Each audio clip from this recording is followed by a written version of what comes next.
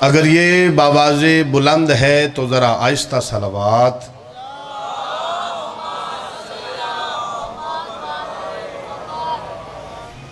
دعا ہے پروردگار عالم سے کہ مالک بانیان مجلس صاحب بھائی، اعجاز بھائی، انجمن گلدستہ قریشی برادران کی تمام دلی حاجات پوری فرمائے۔ اس مجلس میں جس جس بندے نے جس انداز سے اپنی اپنی ڈیوٹیاں سر انجام دی ہیں، مولا تمام مومنین کی ڈیوٹیاں اپنی بارگاہ میں قبول و منظور فرمائے۔ مل کر درود پڑھیے کہ کچھ کہنے کو دل چاہے۔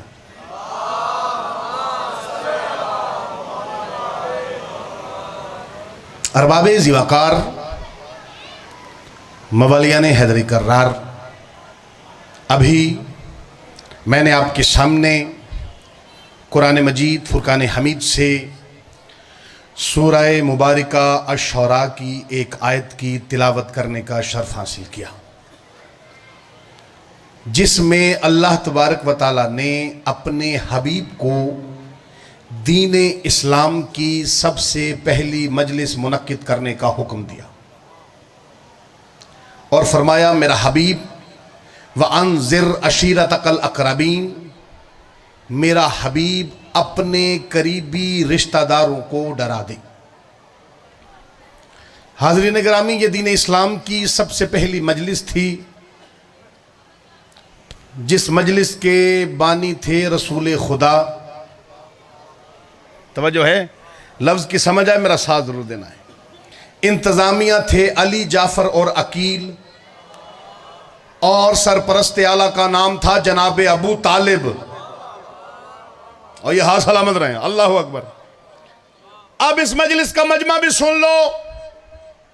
جناب عبد المطلب کی تمام اولاد موجود تھی، عباس بن عبد المطلب، حارث بن عبد المطلب، ابو لہب بھی تھا جو رسول خدا کا کھلا دشمن تھا، دوسری طرف کنات کے پیچھے مستورات بھی بیٹھی تھیں، جن میں رسول اللہ کی پھوپھی صفیہ بنت عبد المطلب، فاطمہ بنت اسد، ام ہانی بنت ابی طالب، اور بظاہر 6 ماہ کی بطول فاطمہ بنت محمد بھی موجود تھی۔ توجہ ہے جناب علی؟ بظاہر 6 ماہ کی بطول فاطمہ بنت محمد بھی موجود تھیں۔ اپنی اس مجلس کا سب سے پہلا قیمتی جملہ تیرے سپرد کرنے لگا ہوں، اسی جملے نے مجھے بتانا ہے کہ مرتضی نے پڑھنا کتنا ہے۔ بظاہر 6 ماہ کی بطول فاطمہ بنت محمد بھی موجود تھیں۔ اب میں مخاطب ہوں اس بندے سے جو 1400 سالوں سے لکھ رہا ہے کہ محمد کی 4 بیٹیاں تھیں، محمد کی 4 بیٹیاں تھیں، محمد کی 4 بیٹیاں تھیں۔ ہم کہتے ہیں ٹھیک ہے، اگر مصطفیٰ کی 4 بیٹیاں تھیں تو مباہلے میں 1 کیوں گئی؟ تم آگے سے کہتے ہو جی کیسے جاتی؟ اس وقت تو وہ وفات پا چکی تھی۔ میں کہتا ہوں مولوی، یہ مباہلہ نہیں ہے بلکہ دعوت ذو العشیرہ ہے۔ دین اسلام کی سب سے پہلی دعوت ہے، دین کی پہلی تبلیغ ہے۔ بنی ہاشم کا کوئی بھی فرد غیر حاضر نہیں ہے، مگر کسی ضعیف سے ضعیف کتاب کی، کسی ضعیف روایت میں بھی ان 3 بیٹیوں کی موجودگی ثابت نہیں ہے۔ میں کہتا ہوں مولوی، اگر مصطفیٰ کی 4 بیٹیاں تھیں تو محمد دعوت ذو العشیرہ میں اپنی 6 ماہ کی بطول کو تو لے گیا، بڑی بیٹیوں کو کیوں نہیں لے کر گیا؟ اللہ اکبر، سلامت رہیں، آپ سلامت رہیں۔ لفظ کی سمجھ آئے، سمجھ آئی ہے؟ آگے سے نعرہ بھی لگاتے ہیں۔ لاہور میں تو ایسے ہی ہوتا ہے، سمندری میں کیسے ہوتا ہے؟ اللہ اکبر۔ مجھے نظر آ رہا ہے کچھ بندوں کو بڑی شرم آتی ہے نعرہ لگانے کے لیے۔ ارے بھائی تیرے پیر ہے، علی تیرا پیر ہے، شرم تو انہیں آنے چاہیے جن کے پیر میدان جنگ سے بھاگ جاتے ہیں۔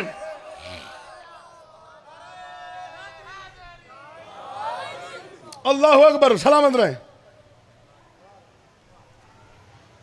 اگر مصطفیٰ کی 4 بیٹیاں تھیں، ارے بھائی 6 ماہ کی بطول کو تو لے گیا، اگر 4 تھیں، اور آیت تو دیکھو وَأَنذِرْ عَشِيرَتَكَ الْأَقْرَبِينَ، میرا حبیب اپنے تمام اقربین کو دعوت تبلیغ دے۔ تیرا رسول کون ہے؟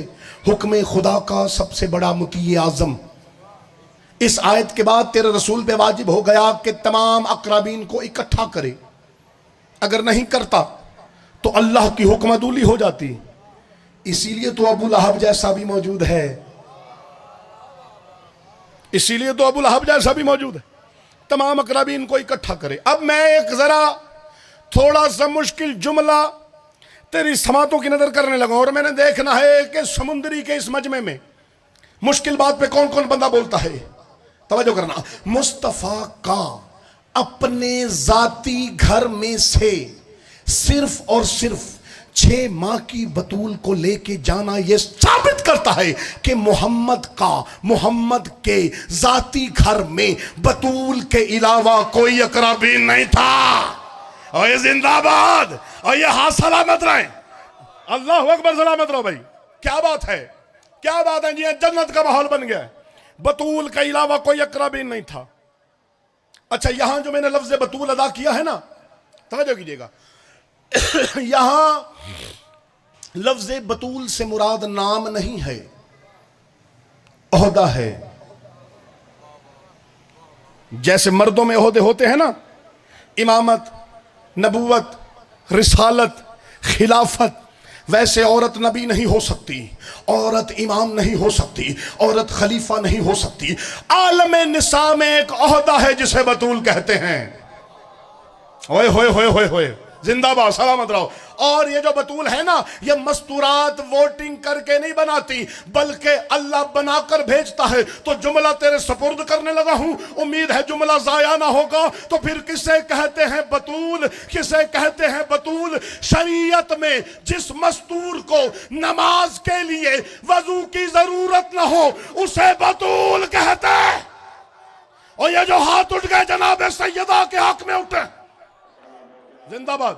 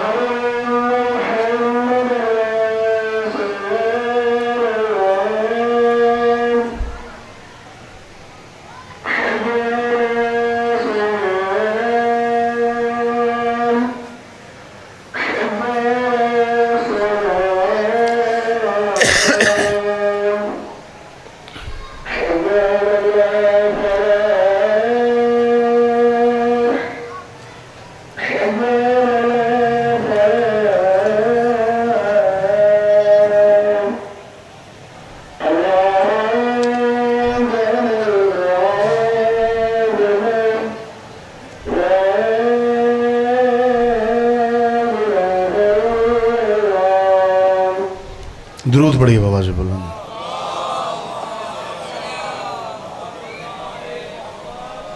توجہ ہے جناب علی.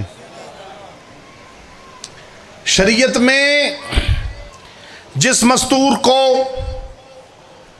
نماز کے لیے وضو کی ضرورت نہ ہو اسے بطول کہتے ہیں. موضوع یاد ہے نا بھائی جان؟ توجہ ہے. قرآن میں 2 بطولیں آئی ہیں، توجہ کرنا.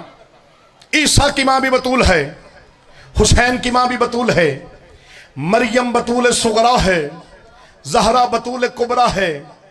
بسم اللہ. ذاکر ابو الحسن نقوی صاحب ماشاءاللہ قاری القصائد سید زادہ تشریف لا چکے ہیں. بسم اللہ. درود پڑھیے بابا سے بلند.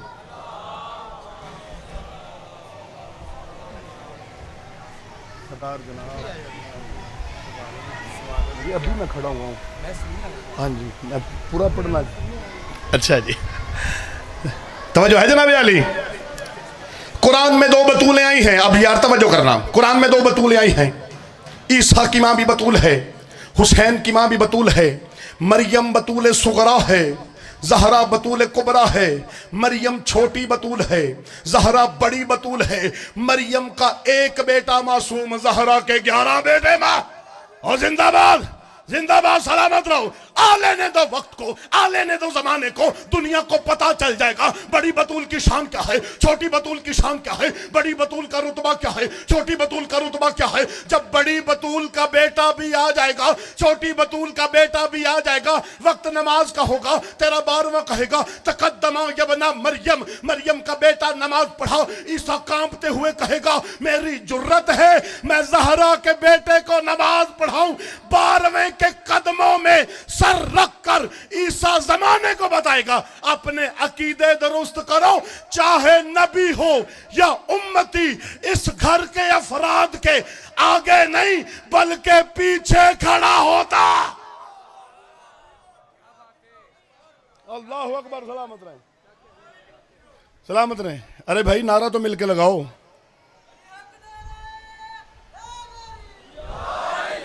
اللہ اکبر. سلامت رہے. مریم بھی معصومہ، زہرا بھی معصومہ. مریم بھی بطول ہے، زہرا بھی بطول ہے. اس جملے پہ میں نے زور نہیں لگانا. جتنے چاہے 2 بندے بیٹھے ہو، جو لفظوں کے خریدار بیٹھے ہو، ان سے میری بات ہے. مریم بھی معصومہ، زہرا بھی معصومہ. مریم بھی بطول ہے، زہرا بھی بطول ہے.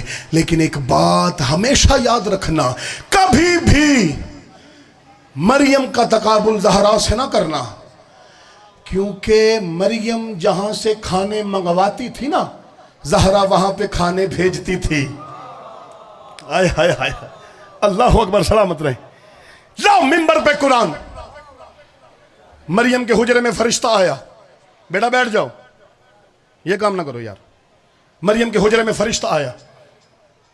مریم ڈر گئی اور کہا کہ میں تجھ سے اللہ کی پناہ چاہتی ہوں. اگر تو متقی ہے تو کون ہے اور میرے حجرے میں کیوں آیا ہے؟ فرشتے نے جو جناب مریم کو جواب دیا ہے نا، جواب میں فرشتے نے اپنا نام نہیں بتایا، عہدہ بتایا ہے. لاؤ ممبر پہ قرآن. قرآن میں لفظ موجود ہیں، جناب مریم کے لفظ بھی موجود ہیں، فرشتے کا جواب بھی موجود ہے. مریم نے کہا تو کون ہے؟ فرمایا انا رسول ربک، میں اللہ کا بھیجا ہوا رسول ہوں. میرے حجرے میں کیوں آیا ہے؟ بیٹا دینے آیا ہوں. اے یار کیا بات ہے. سلامت رہو. میرے حجرے میں کیوں آیا ہے؟ بیٹا دینے آیا ہوں. اگر فرشتہ چاہتا تو جواب میں اپنا نام بھی بتا سکتا تھا. توجہ کرنا، فرشتے نے نام نہیں بتایا، عہدہ بتایا ہے. خدا کی قسم اس جملے پہ جس بندے کا ہاتھ نہ اٹھ سکا وہ معذور ہے یا مغرور ہے یا مجبور ہے، اور کوئی چکر نہیں ہے. مریم نے کہا تو کون ہے اور میرے حجرے میں کیوں آیا ہے؟ فرشتے نے کہا انا رسول ربک، میں اللہ کا رسول ہوں، بیٹا دینے آیا ہوں. رب کا رسول ہوں، بیٹا دینے آیا ہوں. اللہ کا رسول ہوں، بیٹا دینے آیا ہوں. لفظ بار بار اسی لیے بدل رہا ہوں تاکہ یہ لفظ تاریخ بن کر تیرے ذہن میں نقش ہو جائے. رب کا رسول ہوں، بیٹا دینے آیا ہوں. اللہ کا رسول ہوں، بیٹا دینے آیا ہوں. رب کا رسول ہوں، بیٹا دینے آیا ہوں. اور یہی فرشتہ جب زہرا کے دروازے پہ آیا، فضا نے پوچھا کون ہے؟ بولا درزی ہوں، کپڑے دینے آیا.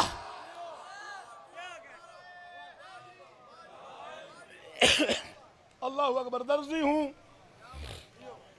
توجہ کیجیے گا، کپڑے دینے آیا ہوں. اچھا، یہ بطول بھی دعوت ذوالعشیرہ میں موجود. اچھا، اس مجلس کا آغاز ہوا. اس مجلس کا ایک پہلو آج کی مجالس سے ذرا مختلف تھا. وہ یہ کہ آج کی مجالس میں پہلے مجلس ہوتی ہے، بعد میں لنگر کا اہتمام ہوتا ہے. ارے بھائی جو کر کے جاتے ہو وہ تو بولو. پہلے مجلس ہوتی ہے، بعد میں لنگر کا اہتمام ہوتا ہے. لیکن دین اسلام کی اس سب سے پہلی مجلس میں پہلے لنگر تھا. آئے ہائے ہائے.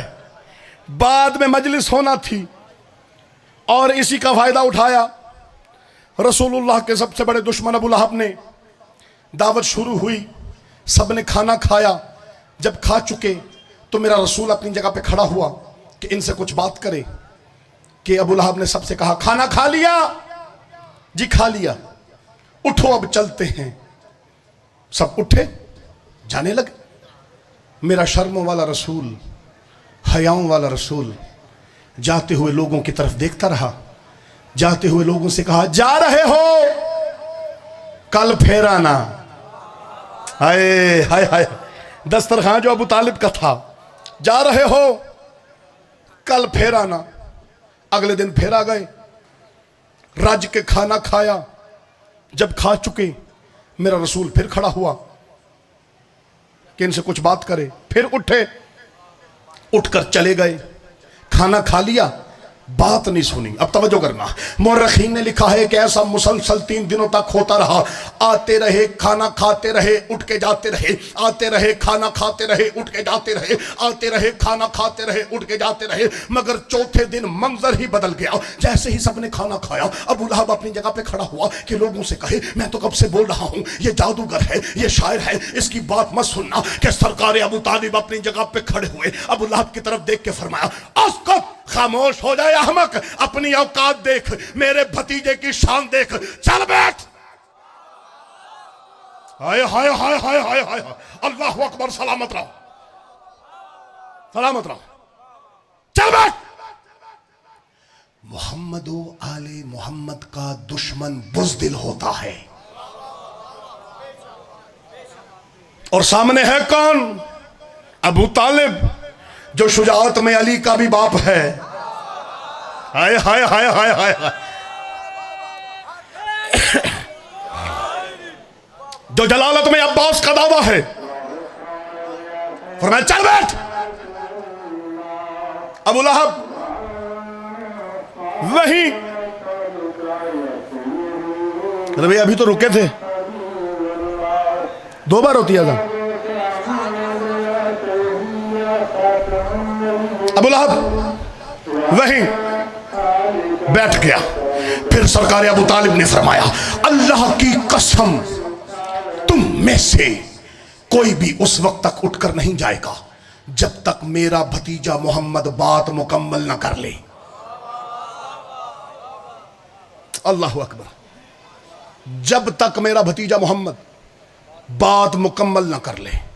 پھر سرکار ابو طالب مخاطب ہوئے رسول اللہ کی طرف اور فرمایا اے میرے سید و سردار، اپنی جگہ پہ کھڑے ہو جائیے اور پہنچا دیجیے اپنے رب کی رسالت کو، کیونکہ میرے بھتیجے تو سچا ہے اور میں تیرا سب سے پہلا تصدیق کرنے والا ہوں۔ توجہ کیجیے گا، سرکار ابو طالب کے کہنے پہ چھوڑ دیا موضوع، توجہ کرنا، سرکار ابو طالب کے کہنے پہ رسول اللہ اپنی جگہ پہ کھڑے ہوئے، اللہ کی توحید بیان کی، اپنی رسالت بیان کی، اور فرمایا اے میرے اقربین، تم میں سے کون ہے جو میرا ساتھ دے گا؟ دیکھو میں کسی غیر کا احسان نہیں اٹھانا چاہتا، اسی لیے اپنوں سے بات کر رہا ہوں۔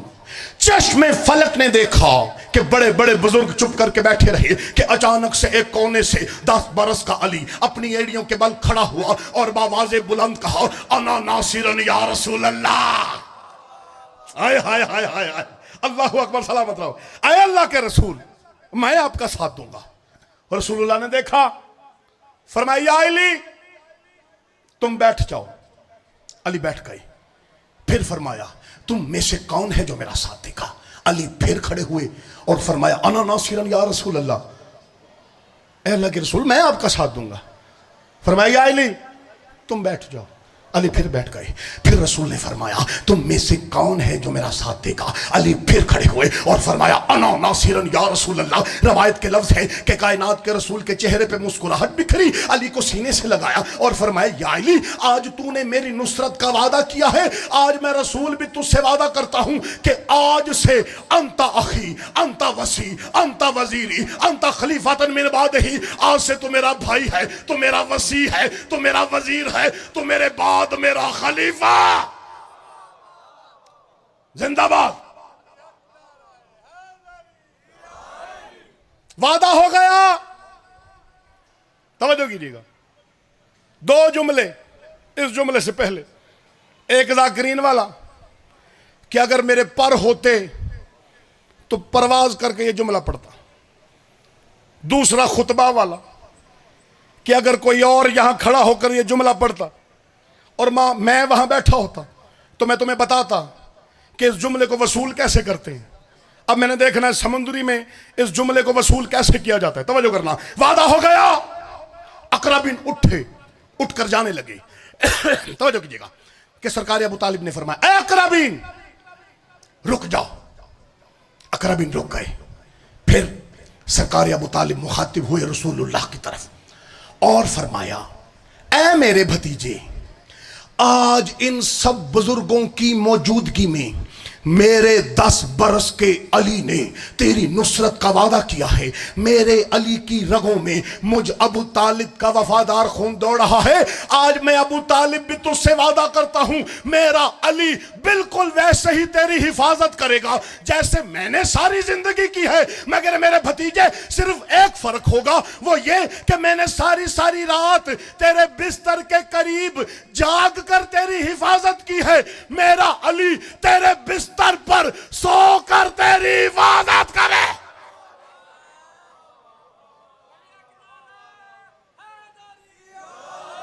اللہ اکبر. سلامت رہے.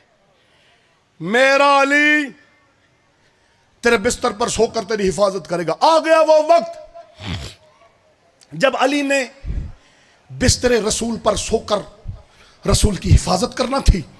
توجہ کیجیے گا. جبرائیل نازل ہوا, اپنے ملکوتی لب مصطفیٰ کی نالین پہ رکھے, بوسہ لے کر کہتا ہے یا رسول اللہ, اللہ فرما رہا ہے کہ اب آپ مدینے کی طرف ہجرت کر جائیں. حکم خدا کا سب سے بڑا مطیع اعظم تیرا رسول. رسول اللہ نے ہجرت کی تیاری کی. ماہ سفر کی آخری رات تھی. رات بڑی اندھیری تھی, چاند ڈوبا ہوا تھا. اب توجہ کرنا, اس سے پہلے کہ میں ہجرت پڑھوں میرا دل ہے کہ کتب اہل سنت سے ایک روایت تیری سماعتوں کی نظر کروں. حضرت عائشہ رضی اللہ تعالی عنہا روایت کرتی ہیں کہ جب دن کے وقت میری کوئی سوئی گم ہو جایا کرتی تھی تو وہ سورج کی روشنی میں بھی نہیں ملتی تھی, لیکن رات کے وقت جب رسول اللہ گھر تشریف لاتے تو ابھی وہ صحن میں ہوتے تھے کہ حجرے کے اندر اتنی روشنی ہو جایا کرتی تھی کہ صبح کی گم ہوئی سوئی رات کے وقت رسول اللہ کے چہرے کی روشنی کی وجہ سے مجھے مل جایا کرتی تھی. کہہ دیجئے سبحان اللہ. بھائی شیعوں کی طرح داد نہیں دے سکتے تو سنیوں کی طرح کہہ دیجئے سبحان اللہ. مجھے توجہ کیجیے گا مل جایا کرتی تھی. اب مجھے ایک سوال کا جواب تو دو کہ سورج کی شعاؤں سے بھی زیادہ روشن چہرے والا رسول جس گھر کے اندر بھی رہے گا وہ گھر رات کے وقت بھی دن کی طرح روشن ہوگا یا نہیں؟ اور اس دور میں جب یہ الیکٹریسٹی بھی نہیں تھی, صرف چراغ جلتے تھے, وہ گھر رات کے وقت بھی دن کی طرح روشن ہوگا یا نہیں؟ اور جب وہ رسول اس گھر سے چلا جائے گا تو اس گھر میں اندھیرا ہو جائے گا. اور وہ جو باہر مشرکین مکہ کھڑے ہیں رسول کو نعوذ باللہ قتل کرنے کی نیت سے, کیا وہ سمجھ نہیں جائیں گے کہ رسول گھر میں نہیں ہے؟ اور یار جو سمجھے سلام کرتا ہوں, کیونکہ گھر میں روشنی ہی نہیں ہے اس کا مطلب ہے کہ محمد گھر میں نہیں ہے. اب توجہ کرنا, جملہ تیرے سپرد کرنے لگا ہوں. اب رسول نے کرنا تھا اپنے گھر کے اندر روشنی کا انتظام, اور ویسی ہی روشنی کا انتظام جو سورج کی شعاؤں سے بھی زیادہ روشن ہو. اسی لیے تو کائنات کے رسول نے فرمایا تھا یا علی تو میرے بستر پر نبی بن کے سو جا, کیونکہ تیرے چہرے کی روشنی میرے چہرے کی روشنی سے کم ہو ہی نہیں سکتی, کیونکہ میرا چہرہ مصطفیٰ کا چہرہ ہے اور تو خدا کا چہرہ. ہائے ہائے ہائے ہائے, اللہ اکبر. میرا چہرہ مصطفیٰ کا چہرہ ہے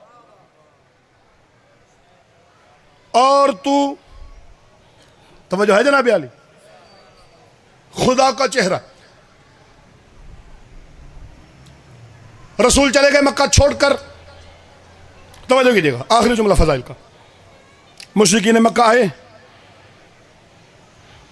بستر رسول پر علی کو دیکھا, مایوس ہو کر واپس چلے گئے.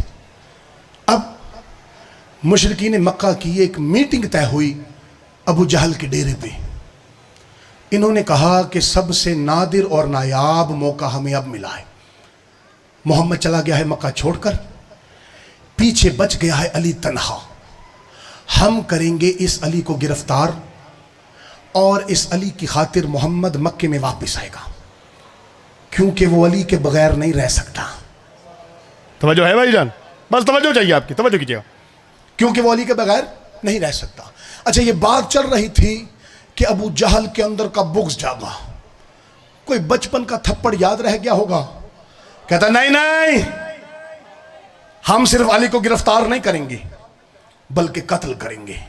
تمام 70 قبیلوں کے سردار سامنے آؤ. مکے میں کل 70 قبیلے آباد تھے.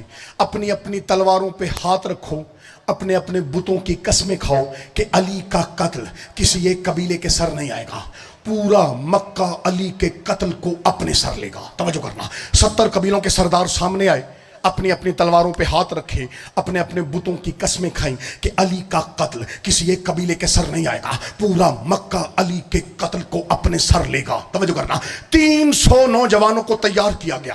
یوں ابو جہل نے ہاتھ سے اشارہ کیا، 300 جوانوں نے اپنی تلواروں کو اپنی نیاموں سے باہر نکالا، یوں ہوا میں لہرایا. اب منظر کیا ہے؟ آگے آگے ابو جہل ہے، پیچھے 70 قبیلوں کے سردار ہیں، پیچھے 300 جوان اپنی تلواروں کو ہوا میں لہراتے ہوئے، اپنے اپنے بتوں کے گیت گاتے ہوئے، مکے کی گلیوں سے ہوتے ہوئے ابو طالب کی حویلی کے دروازے پہ پہنچے. ابھی کسی نجس ہاتھ نے ابو طالب کی حویلی کے دروازے کو چھوا نہیں تھا کہ ابو طالب کے گھر کا دروازہ کھلا. آئے ہائے ہائے، اللہ اکبر. یوں وجہ اللہ نے اپنے گھر سے ایک قدم باہر رکھا، یوں عین اللہ نے عین اللہ نظروں سے 300 نوجوانوں کو دیکھا، ہاتھوں میں ننگی تلواریں، 70 قبیلوں کے سردار، آنکھوں میں لہو اترا ہوا. ابو جہل آگے بڑھا، آگے بڑھ کے کہتا ہے ہم نے تجھ سے کہا تھا کہ محمد کا ساتھ چھوڑ دے، تو نے نہیں چھوڑا. تیری وجہ سے محمد مکہ سے نکلنے میں کامیاب ہوا. تم دونوں بھائیوں نے ہمارے بتوں کو برا بھلا کہا.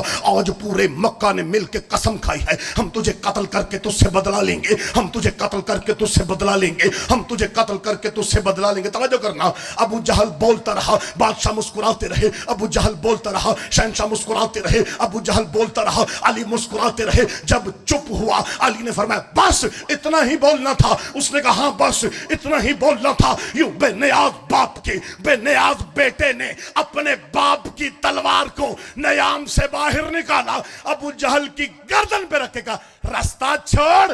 جو محمد میرا ہاتھ روک لیا کرتا تھا وہ آج مکے میں نہیں ہے.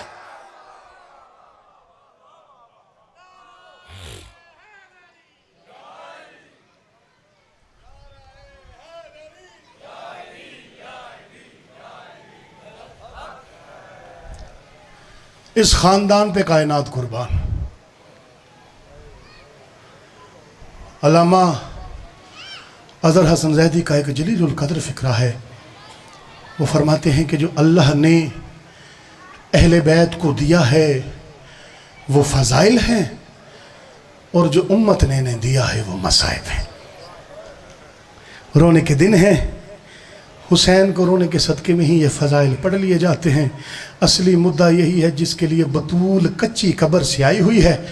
ہر امام بارگاہ میں، ہر مجلس میں شیعہ کی آنکھوں کی طرف دیکھ کے کہتی ہے انہوں نے تو مجھے خالی لوٹایا تھا، تو مجھے خالی نہ لوٹا.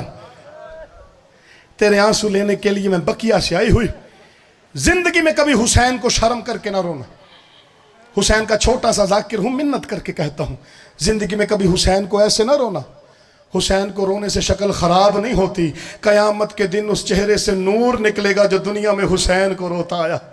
مولا سجاد علیہ السلام کا فرمان ہے میرے بابا حسین کو ایسے رویا کرو جیسے بوڑھی ماں جوان بیٹے کی لاش پہ روتی ہے جس کی نہ کوئی آس رہی ہو، نہ امید رہی.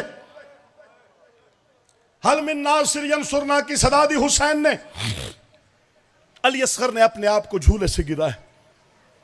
حسین نے فرمایا رباب میرے اصغر کو تیار کرو. عزادارو بی بی رباب نے علی اصغر کو وہ کرتا پہنایا جو صغرا نے اپنے ہاتھوں سے سی کے بھیجا تھا. علی اصغر تیار ہوئے، حسین میدان میں لے کر گئے۔ بغیرت کہتے ہیں بچے کا بہانہ ہے، پانی خود پینا چاہتا ہے، اگر بچہ خود پانی مانگے گا تو ہم دیں گے۔ بچے کو زمین پہ لٹا، خود 7 قدم دور کھڑا ہو تاکہ ہمیں یقین آ جائے کہ پانی اصغر نہیں مانگا ہے، بولنے والا حسین نہیں اصغر ہے۔ عزادارو اس جملے پہ سینوں کو پیارا نہ کرنا۔ اصغر نے حسین کی طرف دیکھا، کہا بابا انہیں تو تیری ماں پہ بھی یقین نہیں آیا تھا۔ مولا تیری ہائے قبول کر۔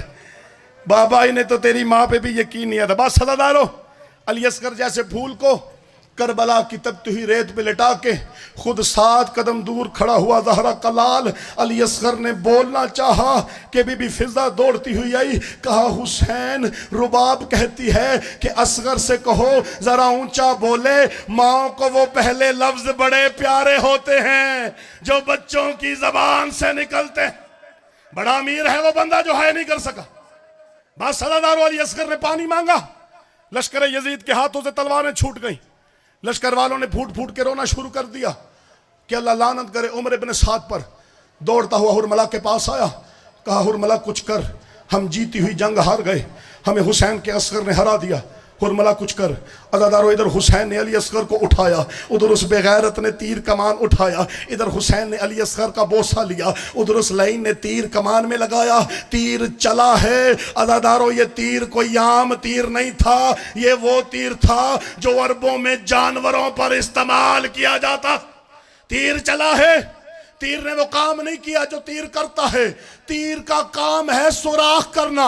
اس تیر نے سوراخ نہیں کیا، ذبح کیا ہے، اور جدھر جدھر تیر جاتا تھا ادھر ادھر رباب کا اصغر۔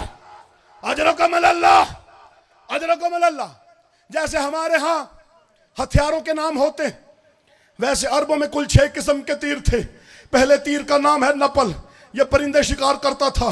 دوسرے تیر کا نام ہے بزل، تیسرے تیر کا نام ہے سہم، اس کے آگے زہر لگی ہوتی تھی۔ چوتھے تیر کا نام ہے موجلہ، یہ ہرن کو شکار کرنے کے لیے استعمال ہوتا تھا۔ 5واں تیر ہے میزاب، یہ میزاب والا تیر پرنالے کی شکل کا ہوتا تھا۔ لا رکھ میرے سر پہ اللہ کا قرآن۔ چھٹا تیر تھا سہ شعبہ، 3 پر اس کے بنے ہوئے ہوتے تھے، اس کے آگے جانور کا سینگ ہوتا تھا۔ مجھے علی کی عزت کی قسم ہے، بڑے سے بڑا بہادر کھڑے کھڑے اسے چلا نہیں سکتا تھا۔ اسے چلانے کے لیے پہلے اپنا گھٹنا ٹیکتا تھا، پھر تیر لگاتا تھا۔ عرب کے بڑے بڑے وحشیوں نے قسم کھائی ہوئی تھی یہ تیر انسانوں پہ استعمال نہیں کرنا۔ اس بغیرت نے تیر اصغر پہ استعمال کیا۔ رباب دروازے پہ آ گئی۔ اصغر، اجرکم اللہ، اجرکم اللہ۔ ادھر دیکھنا میری طرف، منظر بن گیا۔ ادھر دیکھنا، علی اصغر ہے حسین کے ہاتھوں پہ، علی اصغر کا سر ہے حسین کے دائیں ہاتھ میں، پاؤں ہے بائیں ہاتھ میں، سامنے کھڑی ہے بی بی رباب۔ تیر سر کی طرف نہیں آیا، تیر آیا ہے پاؤں کی طرف۔ بی بی رباب نے کہا اصغر سمجھ جا، تیر کا نشانہ تیرا بابا ہے، خبردار تیر تیرے بابا کو نہ لگے۔ عزادارو علی اصغر الٹ کے اس طرف آیا، تیر لگا ہے اصغر کے ایک کان سے دوسرے کان تک، اصغر کا سارا گلا پار کر کے تیر کا کچھ حصہ حسین کی کلائی میں لگا کہ اصغر نے حسین کی طرف دیکھا، کہا بابا میری ماں سے گلا نہ کرنا، میری گردن چھوٹی تھی، تیر بڑا۔